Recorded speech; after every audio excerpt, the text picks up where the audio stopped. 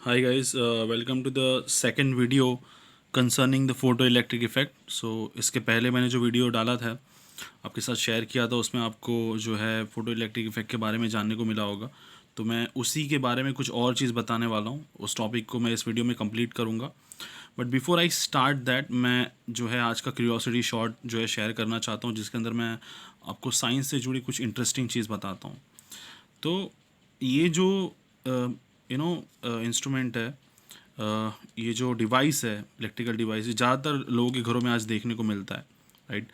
सो इसके अंदर ऑब्वियसली आप कुछ भी रखते हैं तो कुछ ही देर में गर्म हो जाता है, ठीक है। सो इसके पीछे जो मैकेनिज़्म है, ठीक है, वो मैं आपको बता रहा हूँ कि जनरली क्या होता है। एक चीज़ जो आपको हमेशा याद रखनी है कि चीज़ें जब गर्म होती हैं तो उसका मतलब क्या होता है। तो जनरली चीज़ों को अगर आपको गर्म करना है, लेट से आपके पास ये पार्टिकल्स हैं, ये किसको कैसे भी पार्टिकल हो फ़र्क नहीं पड़ता, लेकिन अगर आपको इनको गर्म करना है, इनका टेम्परेचर बढ़ाना है, तो आपको इन शॉर्ट इनकी काइनेटिक एनर्जी बढ़ानी पड़ेगी, राइट। अगर आप इनकी काइनेटिक एनर्जी पहले के मुकाबले काफ़ी ज़्यादा बढ़ा देते हैं तो ऑब्वियसली टेम्परेचर भी बढ़ जाएगा। सो जो सबसे इम्पॉर्टेंट चीज़ आपको एसोसिएट करनी है टेम्परेचर के साथ, वो है काइनेटिक एनर्जी। सो टेम्परेचर बढ़ाने से सीधा सीधा काइनेटिक एनर्जी जो है पार्टिकल्स की बढ़ जाती है, ठीक है। सो जनरली जब हम गैस पे रखकर किसी चीज़ को गर्म करते हैं खाने के लिए, तो हम जो एक वेसल में उस चीज़ को डालते हैं और फिर जो है फ्यूल के फॉर्म में जो फ्यूल को जलाते हैं, उससे जो हीट पैदा होती है वो सीधा सीधा हीट प्रोवाइड करते हैं, जिससे पहले तो वो बर्तन जो है उसके अंदर के जो पार्टिकल्स हैं उनकी काइनेटिक एनर्जी बढ़ती है, तो वो गर्म होते हैं। और फिर उनके अंदर का उसके अंदर जो हमने मीडियम रखा हुआ है, जैसे कि वाटर जो है मीडियम का काम करता है, तो उसके पार्टिकल्स जो हैं वो गर्म होते हैं, क्योंकि एनर्जी जो है वो ट्रांसफ़र होती है बर्तन से आपके वाटर में जो मीडियम का काम करता है। अब क्योंकि वाटर के पार्टिकल्स जो हैं वाइब्रेट कर रहे हैं, उनकी भी काइनेटिक एनर्जी बढ़ जाती है, ज़्यादा एनर्जी से वो वाइब्रेट कर रहे हैं, और फिर वो अपनी गर्मी खाने को ट्रांसफ़र करते हैं, और इस तरह से फाइनली जो है आपका खाना पकता है, ठीक है। सो माइक्रोवेव ओवन भी जो है यही काम करता है। बेसिकली वो भी आपके जिस चीज़ को भी आप पकाना चाहते हो, उनके अंदर के जो पार्टिकल्स होते हैं उनको इतना ज़्यादा उनकी वो काइनेटिक एनर्जी बढ़ा देता है कि जैसे आप नॉर्मली चीज़ों को गर्म करके पकाते हैं, उसी तरह से सेम तरह से माइक्रोवेव भी जो है उनको गर्म कर देता है। सो एट दी एंड जो कॉमन मैकेनिज्म है वो है पार्टिकल्स की काइनेटिक एनर्जी बढ़ाना। वो आप डायरेक्टली हीट दे के बढ़ाओ, आग जला के या फिर फ्यूल जला के, या फिर माइक्रोवेव के तरीके से। अब वो जो तरीका है वो कैसे काम करता है, एज आई सेड, आपको जो मेन चीज़ याद रखनी है वो ये है कि अगर आप काइनेटिक एनर्जी बढ़ाते हैं तो ऑब्वियसली जो है उस चीज़ का टेम्परेचर भी बढ़ेगा। तो यहाँ पे क्या होता है, जनरली ऐसी चीज़ें बहुत आसानी से पकती हैं माइक्रोवेव ओवन के अंदर, जिनके अंदर पानी होता है, थोड़ा बहुत ही मॉइस्चर कंटेंट होता है। उसका रीज़न क्या है? उसका रीज़न ये है कि वाटर जो है वो एक पोलर मॉलिक्यूल है, राइट। सो हाइड्रोजन आप जानते हैं उसके पास सिर्फ एक प्रोटॉन है और ऑक्सीजन के पास 8 प्रोटॉन है, और ऑक्सीजन ऐसे भी दूसरा सबसे ज़्यादा इलेक्ट्रोनेगेटिव एलिमेंट है। तो क्या होता है, इस बॉन्ड के अंदर जो दो इलेक्ट्रॉन है, राइट, जब भी बॉन्ड बनता है तो हाइड्रोजन एक इलेक्ट्रॉन डोनेट करता है, अपना donate in the sense share करता है, और ऑक्सीजन अपना एक इलेक्ट्रॉन शेयर करता है, और तब जाके इन दोनों के बीच में बॉन्ड बनता है, ठीक है। अब ये जो बॉन्ड के जो दो इलेक्ट्रॉन्स हैं वो ऑक्सीजन के ज़्यादा नज़दीक होते हैं। क्यों? बिकॉज इलेक्ट्रॉन को खींचने की जो टेंडेंसी है वो ऑक्सीजन के पास ज़्यादा है, क्योंकि ऑब्वियसली उसकी इलेक्ट्रोनेगेटिविटी ज़्यादा है, उसका जो है जो जो उसका इफेक्टिव न्यूक्लियर चार्ज है, कि कितना आपका अट्रैक्शन आपके इलेक्ट्रॉन्स तक पहुंचता है, वो भी ज़्यादा है, तो वो वहाँ पे काफ़ी ज़्यादा काम करता है। तो क्योंकि इलेक्ट्रॉन्स ऑक्सीजन के ज़्यादा नज़दीक हैं, उसकी इलेक्ट्रोनेगेटिविटी ज़्यादा होने की वजह से ऑक्सीजन थोड़ा सा पार्शियली नेगेटिव हो जाता है। पार्शियली नेगेटिव इसलिए क्योंकि उसने पूरी तरह से इलेक्ट्रॉन्स को नहीं लिया है, सिर्फ अपनी तरफ खींचा है, और क्योंकि इलेक्ट्रॉन हाइड्रोजन से दूर जाते हैं, हाइड्रोजन थोड़ा सा पॉजिटिव हो जाता है, और वैसे ये हाइड्रोजन भी थोड़ा सा पॉजिटिव हो जाता है। अब क्योंकि इन तीनों के पास थोड़ा थोड़ा चार्ज आ गया है, तो चार्ज की वजह से पैदा होती है इलेक्ट्रिक फील्ड। क्या पैदा होती है? Electric field. अब जैसे ही आप ऐसी किसी चीज़ जिसके अंदर मॉइस्चर, उसको माइक्रोवेव ओवन में डालते हैं, तो माइक्रोवेव जब उस मटेरियल के थ्रू पास होती है, तो आपको पता है माइक्रोवेव एक इलेक्ट्रोमैग्नेटिक रेडिएशन जिसके अंदर इलेक्ट्रिक और मैग्नेटिक फील्ड वाइब्रेट करती हैं, ठीक है। और जब ये इलेक्ट्रिक फील्ड, माइक्रोवेव की इलेक्ट्रिक फील्ड वाटर के थ्रू पास होती है या किसी भी पोलर चीज़ के थ्रू पास होती है, तो उस पोलर मॉलिक्यूल की जो छोटी इलेक्ट्रिक फील्ड है वो इस बड़ी वेव की इलेक्ट्रिक फील्ड के साथ इंटरेक्ट करती है। अब जो एक इलेक्ट्रोमैग्नेटिक फील्ड है उसके अंदर आप देखिए किस तरह से वाइब्रेशंस होते हैं, कि पहले इलेक्ट्रिक फील्ड मैक्सिमम होती है, फिर वो मिनिमम होती है, फिर वो मैक्सिमम होती है, फिर वो मिनिमम होती है। तो इलेक्ट्रिक फील्ड कॉन्स्टेंटली चेंज हो रही है। तो ऐसे कॉन्स्टेंटली फ्लक्चुएटिंग इलेक्ट्रिक फील्ड जब किसी भी ऐसे मॉलिक्यूल से गुजरती है जिसके पास खुद की छोटी इलेक्ट्रिक फील्ड है, तो वो जो मॉलिक्यूल है वो भी इस इलेक्ट्रिक फील्ड की पास होने की वजह से उसके वाइब्रेशंस के साथ खुद वाइब्रेट करने लगता है, क्योंकि इलेक्ट्रिक फील्ड मैक्सिमम मिनिमम होती है, वो मॉलिक्यूल भी उसके हिसाब से तेजी से घूमता है, मैक्सिमम मिनिमम, और इसकी वजह से उस पार्टिकल की जो काइनेटिक एनर्जी है वो बढ़ जाती है, और वही इफेक्ट देखने को मिलता है जो हम देखते हैं चीज़ों को गर्म करने पे, और वो इफेक्ट क्या है, काइनेटिक एनर्जी का बढ़ जाना. So this is how microwave oven works. It also increases the kinetic energy of the particles within the food और within anything that you are keeping inside it, and उस kinetic energy के बढ़ने से temperature भी बढ़ता है और वो चीज़ पकती है. ठीक है, तो अल्टीमेटली याद रखिएगा, गर्म करने से जो सबसे इंपॉर्टेंट चीज़ जुड़ी होती है वो काइनेटिक एनर्जी होती है. वो आप इनडायरेक्टली भी बढ़ाते हैं तब भी उस चीज़ का टेम्परेचर बढ़ेगा. जरूरी नहीं कि आप उसको जो है फ्यूल से निकली हुई एनर्जी की मदद से ही गर्म करें.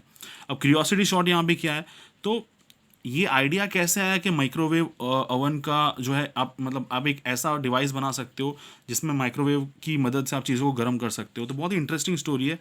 एक बंदा जो इसी तरह से किसी एक इंटरेस्टिंग प्रोजेक्ट पे काम कर रहा था, तो जहाँ पर जाता था, जहाँ पे वो काम करता था, वहाँ पे एक पर्टिकुलर डिवाइस के पास एक जगह पर माइक्रोवेव फील्ड जो है काफ़ी स्ट्रांग होती थी. मतलब उस मशीन में से जो है वो जो मशीन था वो माइक्रोवेव का सोर्स था, और अक्सर उसके जेब में वो चॉकलेट रखता था बिकॉज वो चॉकलेट खाने का शौकीन था. तो उसने एक चीज़ गौर की कि जब कभी भी वो उस डिवाइस के पास जाके थोड़ा बहुत काम करता था उस जगह पे, उस सोर्स पे जहाँ से माइक्रोवेव निकलते थे, अक्सर उसने ये जो है ऑब्जर्व किया कि उसके जेब में रखी हुई चॉकलेट मेल्ट हो जाती थी.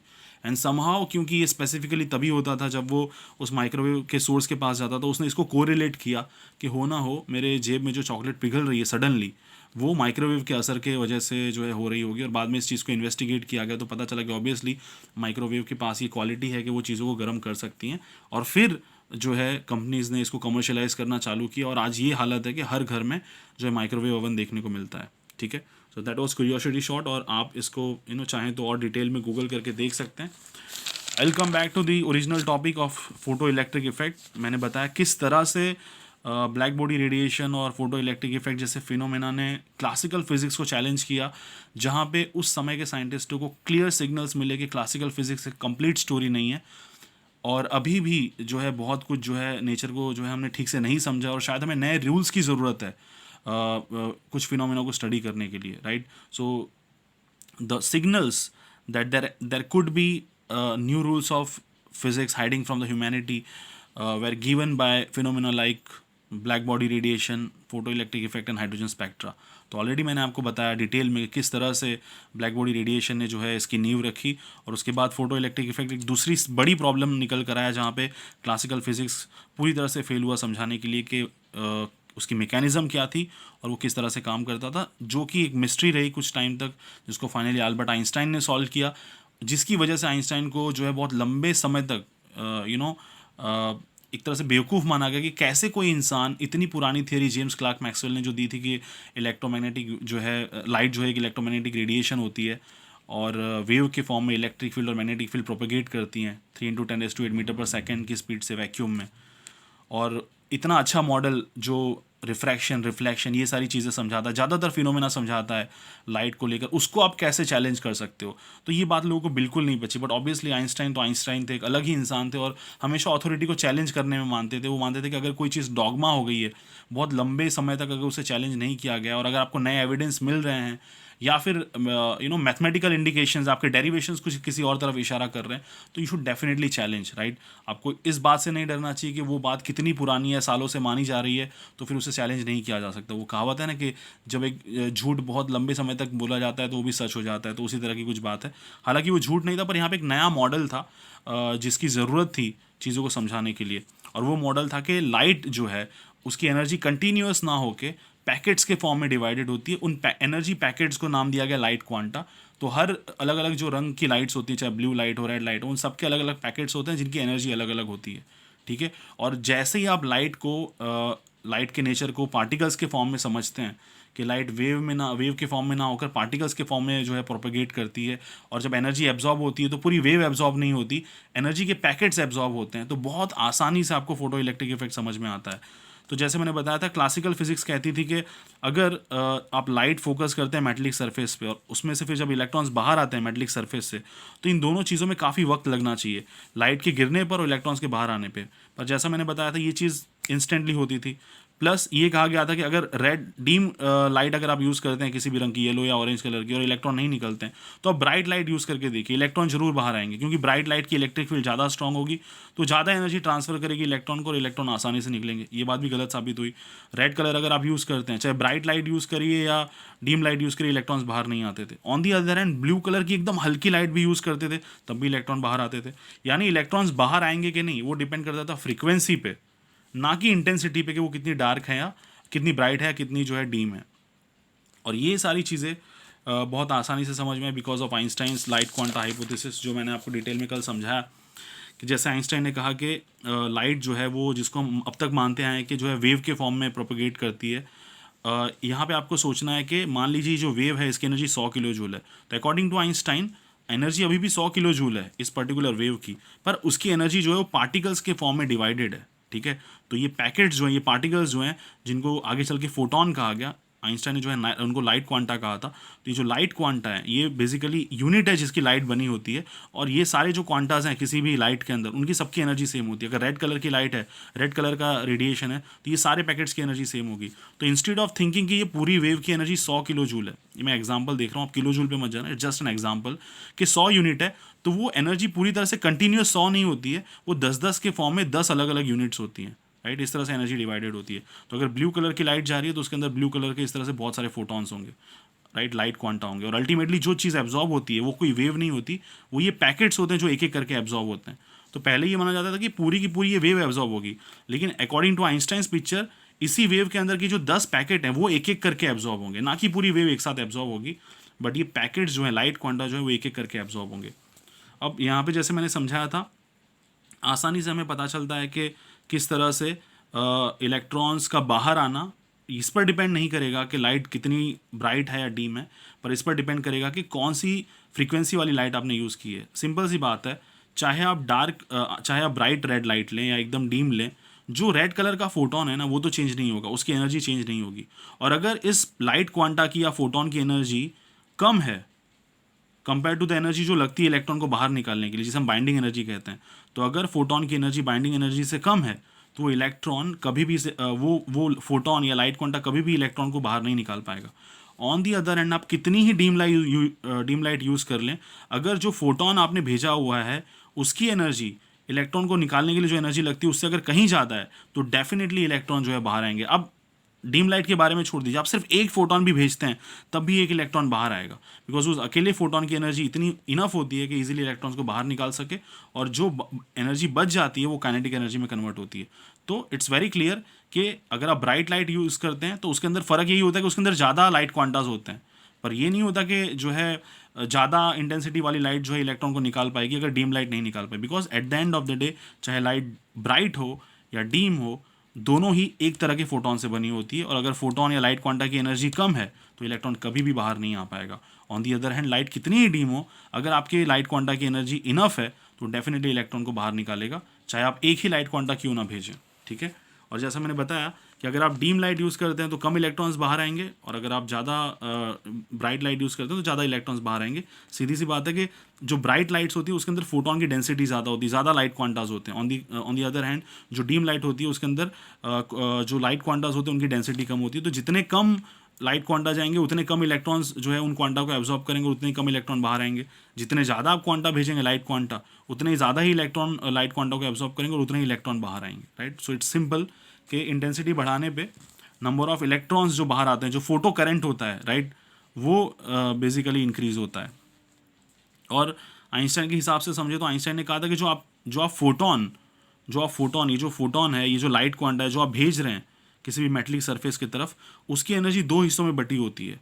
पहली एनर्जी, फर्स्ट पार्ट जो है हिस्सा एनर्जी का, वो यूज़ होता है इलेक्ट्रॉन को बाहर निकालने में, जिसे वर्क फंक्शन कहा जाता है, और बाकी का हिस्सा कन्वर्ट होता है काइनेटिक एनर्जी में। ठीक है, तो यहाँ तक मैंने आपको काफ़ी हद तक समझा दिया था, मैं फिर भी आपका रिवीजन करवा रहा था।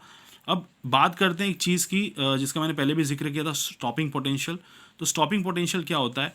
तो ये आपका एक नॉर्मल सेटअप है, ये आपकी लाइट है जो आप इलेक्ट्रोमैग्नेटिक रेडिएशन फोकस कर रहे हैं, और ये आपका मेटल है। तो सीधी सी बात है, जब लाइट जो है टकराएगी मेटलिक सरफेस पे, तो जैसे वो फोटोन एनर्जी ट्रांसफ़र करेंगे, लाइट क्वांटा एनर्जी ट्रांसफ़र करेंगे, इलेक्ट्रॉन्स बाहर आएंगे। लेकिन लेनार्ड जो कि हर्ट्ज़ के असिस्टेंट थे, और मैंने आपको बताया था हेनरिच हर्ट्ज जो है, he was one of the first scientist to work on photoelectric effect, और लेनार्ड उनके असिस्टेंट थे, तो उन्होंने काफ़ी काम किया और आगे चल के लेनार्ड ने कुछ बहुत ही इंपॉर्टेंट डिस्कवरीज की फोटो इलेक्ट्रिक इफेक्ट को लेके। हर्ट्ज ने स्टार्टिंग का बेसिक एक्सपेरिमेंट किया, पर उसके बाद इतना ज़्यादा काम नहीं किया जितना लेनार्ड ने किया। तो लेनार्ड ही वो इंसान थे जिन्होंने ये दिखाया था कि जो इलेक्ट्रॉन्स है उनकी काइनेटिक एनर्जी डिपेंड करती है कि कौन सी फ्रीक्वेंसी की आप लाइट फोकस करते हैं। ब्लू लाइट अगर आप फोकस करते हैं तो ऑब्वियसली जो इलेक्ट्रॉन्स बाहर आते हैं उनकी काइनेटिक एनर्जी ज़्यादा होती है, और अगर आप येलो लाइट यूज़ करते हैं तो जो इलेक्ट्रॉन्स बाहर आते हैं उनकी काइनेटिक एनर्जी कम होती है। ठीक है, सो ये यहाँ पे मेटलिक सरफेस है, आपने यहाँ पे लाइट फोकस की, ऑब्वियसली इलेक्ट्रॉन्स बाहर आएंगे। ठीक है, अब क्या होता है कि अगर आपने एक ऐसा सेटअप रखा है कि आप वोल्टेज क्रिएट करते हैं, वोल्टेज अप्लाई करते हैं, तो ये चीज़ देखी जाती थी। क्या होता है कि जैसे ये वाला जो मेटलिक सरफेस है, ये भी एक मेटल है। ठीक है, तो ये वाला जो मेटल है वो कैथोड से कनेक्टेड होता है। जब आप कैथोड से कनेक्ट करके हाई वोल्टेज अप्लाई करते हो तो ऑब्वियसली यहाँ पे एकदम स्ट्रॉन्ग जो है नेगेटिव पोटेंशियल जनरेट होता है, जिसकी वजह से जो इलेक्ट्रॉन्स यहाँ से निकल के बाहर आते हैं वो इतने ज़्यादा रिपेल होते हैं कि वो कभी यहाँ पे पहुँच ही नहीं पाते, ना ही डिटेक्ट होते हैं। तो कोई भी फोटो करंट जो है डिटेक्ट नहीं होता, राइट, कोई करंट प्रोड्यूस नहीं होता। तो मतलब क्या होता है कि स्टार्टिंग में आप थोड़ा सा पोटेंशियल रखते हो, करंट देखने को मिलता है, फिर आप और ज़्यादा वोल्टेज बढ़ाते हो, थोड़ा करंट और कम होता है, आप और ज़्यादा वोल्टेज बढ़ाते हो, एक टाइम के बाद बिल्कुल भी करंट जो है डिटेक्ट होना बंद हो जाएगा, कोई करंट प्रोड्यूस नहीं होगा। इसका मतलब इलेक्ट्रॉन्स जो हैं वो बाहर ही नहीं आ रहे हैं, तो बाहर आ रहे हैं तो वहीं रुक जा रहे हैं, राइट। तो इससे हम स्टॉपिंग पोटेंशियल कहते हैं, यानी वो वोल्टेज जिस पर फोटो करंट प्रोड्यूस होना बंद हो जाता है। तो फोटो करंट जो है ना वो आपको जो स्टॉपिंग पोटेंशियल है जिसकी वजह से जो है फोटो करंट बनना बंद हो जाता है, वो एक्चुअली इंडिकेट करता है the maximum kinetic energy of the electrons. तो ये कैसे पता चला? तो जब रेड कलर की लाइट फोकस की जाती थी तो देखने को मिलता था, खाली मैं एग्जांपल दे रहा हूँ, this is not specific figure, मैं सिर्फ एग्जांपल दे रहा हूँ कि अगर आप रेड कलर की लाइट यूज़ करते हैं तो फोटो करंट रोकने के लिए खाली मान लीजिए 1 EV जो है वोल्टेज 1 वोल्ट वोल्टेज लगता था, और जैसे ही आप जो है आप ऑरेंज लाइट यूज़ करते हैं तो यही पोटेंशियल जो है स्टॉपिंग पोटेंशियल वो बढ़ जाता था, पहले के मुकाबले ज़्यादा वोल्टेज अप्लाई करना पड़ता था। और वहीं पे अगर आप ब्लू कलर की लाइट यूज़ कर रहे हैं तो ऑब्वियसली आपको और ज़्यादा वोल्टेज अप्लाई करना पड़ता था to make the photo current zero. ठीक है, मतलब अगर आपने ब्लू कलर की लाइट फोकस की है और ऑरेंज वाले के टाइम पे जो आप वोल्टेज अप्लाई करते थे वही वोल्टेज अप्लाई करेंगे तो फोटो करंट जीरो नहीं होगा, फिर भी इलेक्ट्रॉन्स जो हैं वो बाहर आएंगे।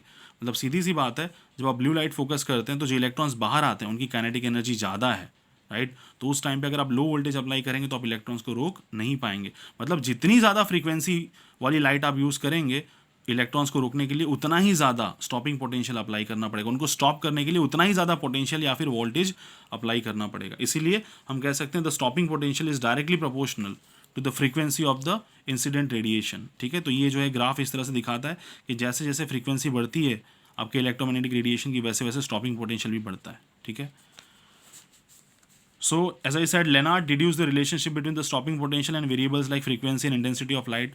तो स्टॉपिंग पोटेंशियल जो है वो इंटेंसिटी पे डिपेंड नहीं करता बल्कि फ्रीक्वेंसी पे डिपेंड करता है।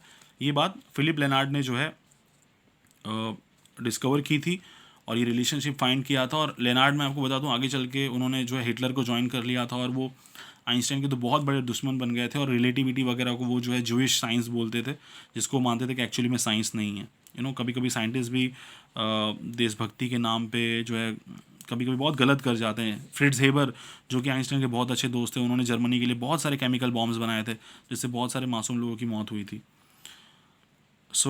जैसा मैंने बताया लेटर एक्सपेरिमेंट्स, ये इंसान बहुत ही दिलचस्प है, रॉबर्ट मिलिकन, जिन्होंने आगे चल के बहुत सारे एक्सपेरिमेंट्स किए और ये प्रूव किया कि एक पर्टिकुलर फ्रीक्वेंसी के अगर मतलब फॉर एग्जांपल जैसे मैंने बताया ना कि लेट से येलो लाइट आप डालते हैं तो इलेक्ट्रॉन्स बाहर आते हैं, पर आप रेड लाइट डालते हैं तो इलेक्ट्रॉन बाहर नहीं आते। येलो के बाद वाली, येलो की ज़्यादा वाली फ्रीक्वेंसी कोई भी आप लाइट यूज़ कर लें, येलो से ज़्यादा की फ्रीक्वेंसी वाली कोई भी आप लाइट यूज़ कर लें, इलेक्ट्रॉन्स बाहर आएंगे। पर जैसे ही आप येलो से नीचे आएंगे इलेक्ट्रॉन बाहर आना बंद हो जाएंगे। तो ये बात सबसे पहले रॉबर्ट मिलिकन ने ऑब्जर्व की थी कि एक पर्टिकुलर फ्रीक्वेंसी होती है जिसके ऊपर इलेक्ट्रॉन्स बाहर आते हैं, और उस फ्रीक्वेंसी को उन्होंने जो है थ्रेशोल्ड फ्रीक्वेंसी कहा। और आप सोच नहीं सकते, रॉबर्ट मिलिकन ने ये एक्सपेरिमेंट्स जो किए थे फोटो इलेक्ट्रिक इफेक्ट के, उनको शुरू ही इस मकसद से किया था कि वो आइंस्टाइन के लाइट क्वांटा में बिल्कुल विश्वास नहीं करते थे। वो मानते थे एकदम फालतू आइडिया है, लाइट पार्टिकल हो ही नहीं सकती, और ये लाइट क्वांटा का कॉन्सेप्ट एकदम रेडिकुलस है, और वो गलत साबित करने के लिए उन्होंने बहुत सारे एक्सपेरिमेंट्स किए, लेकिन फाइनली जब उन्होंने इतने सारे एक्सपेरिमेंट्स करने के बाद अपना रिजल्ट दुनिया से शेयर किया तो उन्होंने यही कहा कि आइंस्टाइन की थ्योरी कितनी अजीबो गरीब हो, पर फोटो इलेक्ट्रिक इफेक्ट में होता वैसा ही है जैसा आइंस्टाइन की थ्योरी बोलती है, राइट। और आगे चल के रॉबर्ट मिलिकन को इलेक्ट्रॉन का चार्ज फाइंड करने के लिए और इस फोटो इलेक्ट्रिक इफेक्ट के लिए नोबेल प्राइज़ दिया गया था। तो आई गेस यहाँ पे हमने कवर कर लिया है फोटो इलेक्ट्रिक इफेक्ट, जो कि जो है थियरी वाला जो पार्ट है यहाँ पे ख़त्म होता है। इसके न्यूमेरिकल्स भी बहुत ही इंपॉर्टेंट है। सो यहाँ पे मैं आपको क्वेश्चन दिखा रहा हूँ जो एक्चुअली JEE मेंस में आ चुका है। The surface of a metal is illuminated with a light of 400 nanometre. The kinetic energy of the ejected photoelectron was found to be 1.68 EV। The work function of the metal is, यानी आप एक metallic surface लेते हैं, उस पर आप एक light focus करते हैं, इंसिडेंट करते हैं, वो जो लाइट आप फोकस कर रहे हैं उसकी जो वेवलेंथ है वो 400 नैनोमीटर है। और आपसे ये पूछा गया है कि जो इलेक्ट्रॉन्स बाहर आ रहे हैं, राइट, जब आप लाइट फोकस करेंगे तो ऑब्वियसली फोटो इलेक्ट्रिक इफेक्ट की वजह से इलेक्ट्रॉन्स बाहर आएंगे, तो जो इलेक्ट्रॉन्स बाहर आ रहे हैं उनकी काइनेटिक एनर्जी है 1.68 EV। आपको पूछा गया है कि उस पर्टिकुलर मेटल का वर्क फंक्शन क्या होगा, ठीक है। सो सबसे पहले तो आपको डेटा लिख देना, जो भी आपको डेटा दिया हुआ है। तो आपको जो टोटल एनर्जी दी है फोटोन की, लाइट क्वांटा की, जो एब्जॉर्ब होता है, याद रखिए ये जो फ्रीक्वेंसी है उससे आपको ऑब्वियसली जो है आपको वैल्यू मिलेगी, सॉरी फॉर द डिस्टर्बेंस। सो आपको जो है वैल्यू मिलेगी एनर्जी की, यानी टोटल एनर्जी की जो भी लाइट इंसिडेंट हुई है, ठीक है।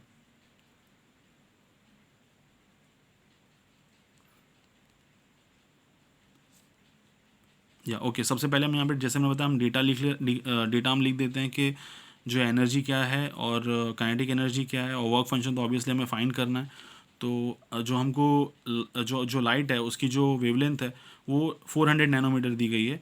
काइनेटिक एनर्जी जो है वो 1.68 EV दी गई है, ठीक है। और जो वर्क फंक्शन है वो हमें फाइंड करना है। तो जैसे मैंने बताया था कि E = 5 + ½ mv², ये जो 5 है वो वर्क फंक्शन होता है, ½ mv² ऑब्वियसली काइनेटिक एनर्जी है, ठीक है। तो बस आपको कुछ नहीं करना है, बिकॉज आपको बोला गया है वर्क फंक्शन फाइंड करने के लिए आपको पहले जो है आपको काइनेटिक एनर्जी भी दी गई है, ठीक है, और आपको जो है ई भी दिया गया है। बस आपको इस बात का ध्यान रखना है कि बिकॉज आपको आंसर ईवी में पूछा हुआ है, यू मेक श्योर कि जो भी एनर्जी आपके पास आती है उसको आप ईवी में कन्वर्ट कर दो, ताकि उससे कैलकुलेशन आसान हो जाए, ठीक है। तो जैसे हम पहले फाइंड करते हैं कि जो फोटोन है उसकी एनर्जी क्या है, तो E = hc/λ, राइट। तो एच की जो वैल्यू है जो कि प्लांक्स कांस्टेंट है वो 6.626 × 10⁻34 है। सी जो है वो लाइट की स्पीड है वो 3 × 10⁸ है। और लैम्बडा यानी जो वेवलेंथ है वो 400 नैनोमीटर है। तो 1 नैनोमीटर में 10⁻9 होता है, तो ये 400 नैनोमीटर 400 × 10⁻9 मीटर हो गया। और इस कैलकुलेशन को करने के बाद ये इतना बड़ा कैलकुलेशन आता है, जो आपका आंसर आता है एनर्जी का वो है 4.965 × 10⁻19 जूल्स। अब जूल्स को अगर आपको ईवी में कन्वर्ट करना है तो आपको डिवाइड करना पड़ेगा by charge of electron, that is 1.6 × 10⁻19।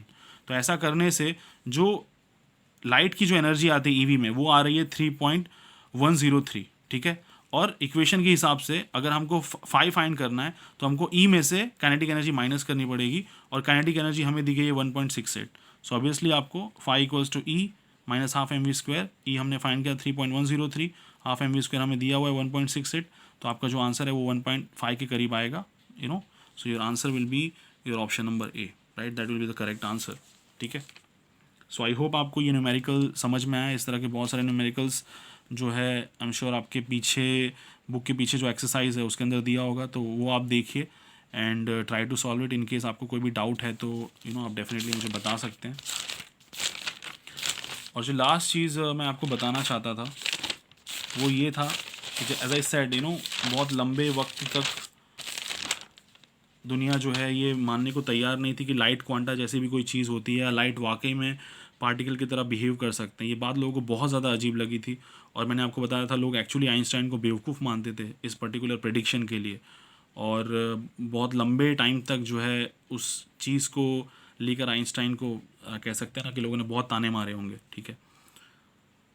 But Einstein ने 20 साल तक सब्र रखा, और फाइनली जब रॉबर्ट मिलिकन ने अपना जो है ये रिसर्च किया और उसके बाद और भी जब रिसर्च हुई, खास करके कॉम्पटन इफेक्ट, तो इससे क्लियरली साबित हो गया कि आइंस्टाइन की जो लाइट क्वांटा की हाइपोथेसिस है वो सही है। और डेफिनेटली ज़रूरी नहीं कि लाइट हर बार वेव की तरह बिहेव करे, in certain conditions it also behaves like particles, ठीक है।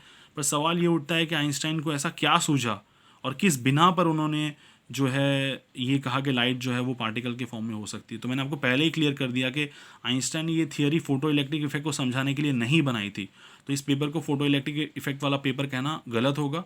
सो सबसे इंपॉर्टेंट चीज़ क्या थी कि आइंस्टाइन बेसिकली एक्सपर्ट थे when it came to thermodynamics, और ख़ास करके स्टैटिस्टिकल मैकेनिक्स में ऑलरेडी उन्होंने इस सब्जेक्ट पे काफ़ी ज़्यादा काम किया था। इनफैक्ट जब मैंने आपको बताया था इसके बारे में मैक्स प्लांक का ब्लैक बॉडी रेडिएशन, तब भी मैंने आपको बताया था कि इस तरह से उन्होंने बोल्ट्जमैन के आइडिया यूज़ किए थे। सेकंड लॉ ऑफ थर्मोडाइनमिक्स के बेसिस पे उन्होंने जो है ब्लैक बॉडी रेडिएशन को समझाया था। तो आइंस्टाइन ने भी जो है बोल्ट्जमैन के आइडियाज़ को यूज़ किया, सेकंड लॉ ऑफ थर्मोडाइनमिक्स को यूज़ किया, और उसके बेसिस पर उन्होंने एक बहुत ही इंटरेस्टिंग चीज़ देखी। सी आइंस्टाइन एक चीज़ में मानते थे कि अगर दो चीज़ें मैक्रोस्कोपिक लेवल पे, बड़े लेवल पे अगर एक जैसी हैं, तो उनका जो माइक्रोस्कोपिक कंपोजिशन होगा वो भी एक जैसा होगा, राइट। यानी लेट्स से दो चीज़ें ऊपर से अगर एक ही तरह का, अगर वो एक ही तरह का सिस्टम की तरह बिहेव करती हैं, तो माइक्रोस्कोपिकली उनका जो स्ट्रक्चर होगा वो भी एक जैसा होगा। सो यहाँ पे क्या था कि आइंस्टाइन ने ये जो कॉन्सेप्ट है ना जिसकी मैं बात कर रहा हूँ एंट्रोपी का, ये आपको आगे चल के जो है पढ़ने में आएगा, अभी आपको ये समझ में नहीं आएगा। इसके लिए मुझे आपको जो है थर्मोडायनेमिक्स वाला चैप्टर समझाना पड़ेगा, बट जस्ट मैं आपको एक सिंपल एक्सप्लेनेशन देता हूँ जिससे आपको समझ में आया कि आइंस्टाइन ने ऐसा क्यों कहा। तो आइंस्टाइन ने इमेजिन किया कि एक स्फीयर लेते हैं, ठीक है, और उसके अंदर गैस को उसके अंदर बेसिकली रेडिएशन भर देते हैं, कौन सा, इलेक्ट्रोमैग्नेटिक रेडिएशन, ठीक है। और ये स्फीयर जब छोटा होता है, यानी उसका जब वॉल्यूम कम होता है, वापस से बढ़ता है, तो इस दौरान एंट्रोपी के चेंजेस में एंट्रोपी चेंजेस क्या होते हैं, राइट, बिकॉज वॉल्यूम चेंज होने के साथ साथ एंट्रोपी चेंज होती है। ये मैं आपको बाद में समझाऊंगा एंट्रोपी क्या होता है। और उसी तरह से उन्होंने इमेजिन किया कि आप एक स्फीयर लो उसी साइज़ का, और उसके अंदर गैस के पार्टिकल्स भरो, और उसका भी वॉल्यूम कम करो। तो वॉल्यूम जब ज़्यादा था कंपेयर टू जब वॉल्यूम आपने कम किया, तो उस दौरान एंट्रोपी में क्या चेंजेस आए। और दूसरी तरफ वैसा ही एक स्फीयर जिसके अंदर लाइट भरी गई थी, इमेजिन किया गया था, इलेक्ट्रोमैग्नेटिक रेडिएशन था, वो अगर उसका भी स्फीयर छोटा होता है, उसका भी वॉल्यूम अगर कम होता है, तो एंट्रोपी में क्या चेंजेस आते हैं। यानी entropy changes associated with the volume fluctuation of sphere filled with electromagnetic radiation and the sphere filled with gas particles, matter particles. जब इन दोनों के इक्वेशंस आइंस्टाइन ने देखे वो एग्जैक्टली सेम थे, और उसी के बेसिस पर आइंस्टाइन इस कंक्लूजन पे पहुंचे कि जिस तरह से मैटर जो है पार्टिकल्स के फॉर्म में, डिसकंटिन्यूस फॉर्म में होते हैं, मैटर कंटिन्यूस नहीं होता, पार्टिकल्स में डिवाइडेड होता है, हो ना हो जो इलेक्ट्रोमैग्नेटिक रेडिएशन है उसकी भी जो एनर्जी है वो पार्टिकल्स के फॉर्म में डिवाइडेड होगी। The energy of the electromagnetic radiation need not necessarily be continuous like a wave, but it could be divided into discrete energy packets which he called as light quanta। ये बहुत ही important चीज़ थी। और ऐसा क्यों हुआ, because in दोनों ही phenomena का जो मैथमेटिकल ये था फाइनल प्रूफ वो सेम था, और उस मैथमेटिक्स के बिना पे Einstein was very sure, because ये मैथमेटिक्स कह रहा है कि दोनों के लिए फॉर्मूला सेम आई है, तो अगर ये जो सिस्टम है वो पार्टिकल का बना हुआ है, तो ये जो सिस्टम है ये भी पार्टिकल का बना होना चाहिए। If they have same macroscopic behaviour they should also have same microscopic composition. और इस मैथमेटिक्स के बेसिस पे बिना पे उन्होंने कहा कि दुनिया कुछ भी कहे, मेरा डेरिवेशन सही है, and light should behave like wave, like particle और discrete energy packets under certain conditions. और उसके बाद वो ऐसी चीज़ों को खोजने लगे जहाँ पर अपना वो ये नया मॉडल अप्लाई कर सकते थे कि लाइट पार्टिकल्स के फॉर्म में बिहेव करती है, टू सी के इफ़ इट वर्क्स। और वहाँ पे फिर उनको फोटो इलेक्ट्रिक इफेक्ट के बारे में पता चला और उन्होंने उसको समझाने की कोशिश की। पर ओरिजिनली फोटो इलेक्ट्रिक इफेक्ट को समझाने के लिए आइडिया डेवलप नहीं किया गया था। ये आइडिया आया जब आइंस्टाइन ने मैक्स प्लांक का ब्लैक बॉडी रेडिएशन वाला पेपर पढ़ा, और वहाँ से खुद से जो है प्लांक्स कॉन्स्टेंट को डिराइव किया, और जब एंट्रोपी चेंजेस जो है कंपेयर किए एक ऐसे स्फीयर के जिसके अंदर रेडिएशन भरा हुआ है और एक ऐसा स्फीयर जिसके अंदर पार्टिकल्स भरे हुए हैं, तो जो फाइनल एक्सप्रेशन था वो सेम आया। और उसके इस बेसिस पे उन्होंने कहा कि जिस तरह से मैटर डिसकंटिन्यूस पार्टिकल्स के बने उसी तरह से हो ना हो इलेक्ट्रोमैग्नेटिक रेडिएशन भी डिसकंटिन्यूस पार्टिकल्स की बनी हो सकती है, राइट। सो आई होप आपको ये वीडियो में फोटो इलेक्ट्रिक इफेक्ट पूरा अच्छी तरह से समझ में आया होगा। In case you have any doubt you can let me know via WhatsApp. Thank you so much for watching this video.